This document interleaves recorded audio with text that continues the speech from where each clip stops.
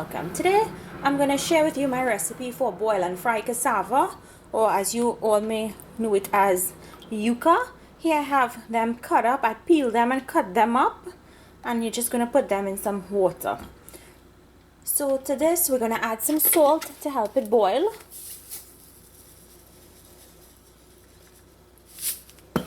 And I'm going to put in half a teaspoon of baking soda because the cassava that I get, it's very tough. So to help make it get tender really quickly, I just put some baking soda.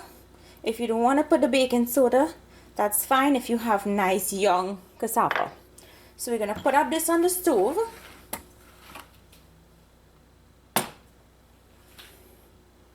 And you're going to put it up on medium-high heat so that it comes up to a boil. Once the cassava is finished boiling, now when you're boiling your cassava, if you want a nice dry cassava, you want to try and boil out all the water from it, or when it reaches the consistency, the softness that you like, you drain out that water. But I actually like to leave it with a little sauce. I don't like it totally dry. So you'll see how I do mine. If you want, you can drain out the water once your cassava is soft, and then you could go ahead to the second part of this, which is frying it up. And to fry it up, I have 1 tablespoon of minced garlic, some fine thyme, hot peppers chopped. If you have pimento, that would be great with this.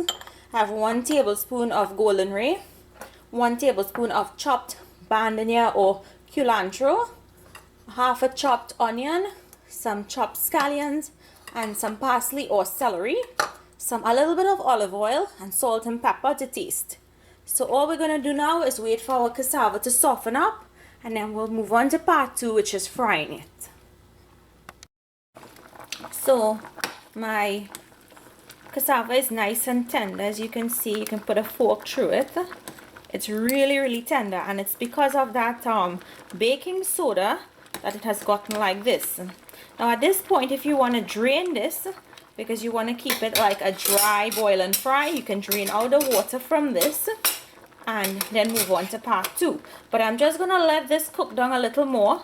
Let the sauce in here thicken up because I want mine to be nice and saucy. And then I'll move on to part 2.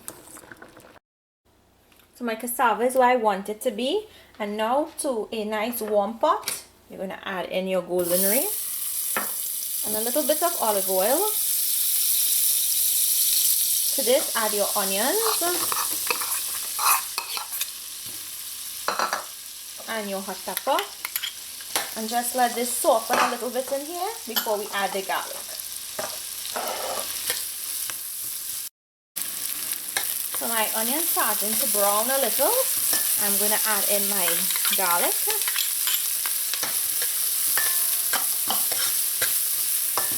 Make sure your heat is on medium or medium low. You don't want your garlic to burn because it'll just make this taste really bitter. So just saute it for about a minute.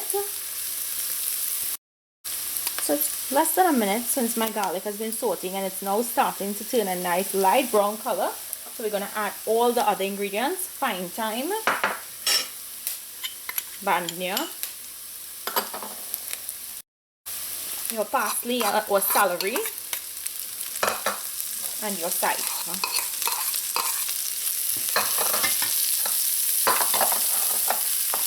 Mix everything and let this continue to saute again in here, because we want those flavors to develop from all of these seasonings.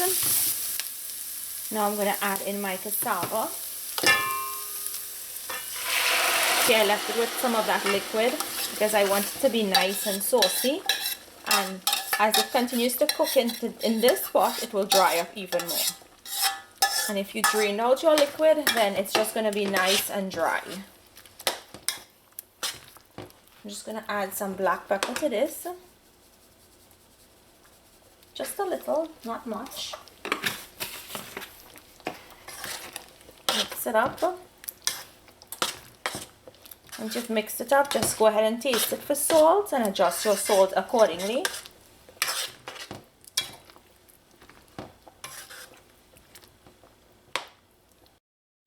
So I've tasted mine, and it has just enough salt.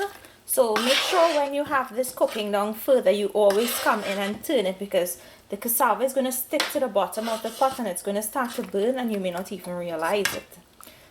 So with this recipe, if you want, you can add some coconut milk to it when you put it in with the seasonings, and you can make it like an oil down. This you can serve it with curry fish, curry duck, stewed fish, stewed chicken. I even like it with a tin of baked beans. You spice up a tin of baked beans and you can eat it with this. It's really delicious. It's really flavorful, as I said.